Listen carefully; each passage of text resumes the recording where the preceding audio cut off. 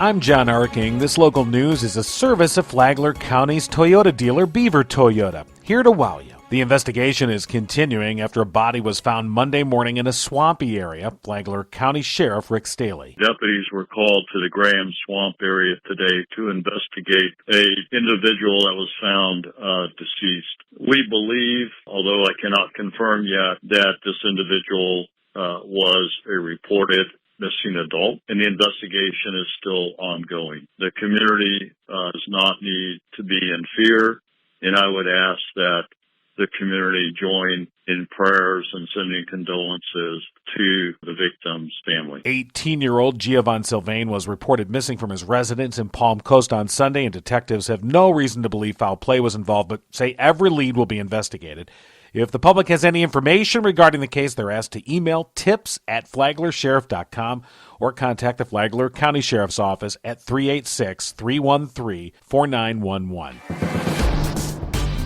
Following Friday's executive order from Florida Governor Ron DeSantis moving the state into Phase 3 of the Safe Smart Step-by-Step Plan, which rescinds the restrictions of previous orders, local officials say the status of the governmental buildings and facilities owned and operated by Flagler County will remain unchanged for at least the next 2 weeks. County Administrator Jerry Cameron. For instance, the GSB building here has 4 constitutional officers and a school board in it, and I need to meet with them to get some consensus of how they would see this move forward rather than just making a unilateral decision here. Some locations, like the public library, rely heavily on its volunteers to be fully operational. Another reason Cameron says they need to take this slow. That's a little bit of a conundrum for us. Number one is we've already lost well over half of our volunteers that just don't want to go out until this thing's passed. And it's understandable. About 100% of our volunteers are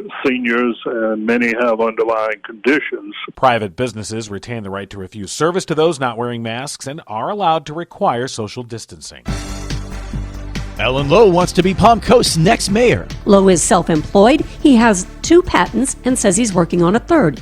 He said that since he is self-employed, he can be a full-time mayor. He said that employees at City Hall should be safe from a toxic environment at work. A smooth, well-functioning, well-led City Hall will greatly improve the city-public interaction and enable us all to be proud to call Palm Coast our home. When it comes to questions about homes in Palm Coast, Alan Lowe said that if a person has low or no credit, they would have a tough time getting a home. What I think really should be looked at, though, is setting up affordable housing, meaning we should be able to set up a gated community somewhere out of existing neighborhoods, use smaller lots and smaller houses that won't interfere with existing property and interfere with those property values. About the financing for those houses, Lowe said he'd come up with some kind of subsidizing program to get people into those homes. Lowe said that while his past is in the past, he has no conflict now that could be a detriment to his holding the office of mayor. In closing, Alan Lowe said that people in Palm Coast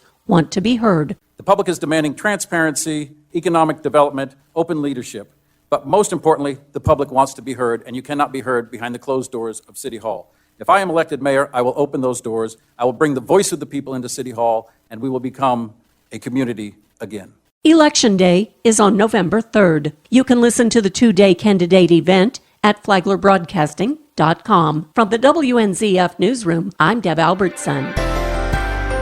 Empty shoe boxes have a very significant meaning in Flagler County. Karen Johnson has more details. The Flagler County Mental Health and Wellness Advocates recently sponsored an empty shoe memorial at Central Park Town Center and at Veterans Park in Flagler, bringing awareness and grief support to the issue of suicide. Jill Crawford is with Flagler County Mental Health and Wellness Advocates. The pain goes from the person that committed suicide to the family and the community left behind. 103 pair of shoes in their empty boxes represented those in Flagler County who have died by suicide since 2017, when the county had the highest suicide rate in the state. Crawford says the goal is to have no more empty shoe boxes and to do it by caring for those in need with more local mental health resources and caring case managers, as well as jobs, healthcare access, affordable housing, and access to transportation. The common thread is that there's not enough resources for indigent or Medicaid or disenfranchised patients. So we try to now navigate them with our information line to get resources that they need. The National Suicide Prevention Lifeline can be reached at 1-800-273-TALK. For Flagler's Morning News, I'm Karen Johnson. And now you're up to date on Flagler's Morning News. I'm John Erking.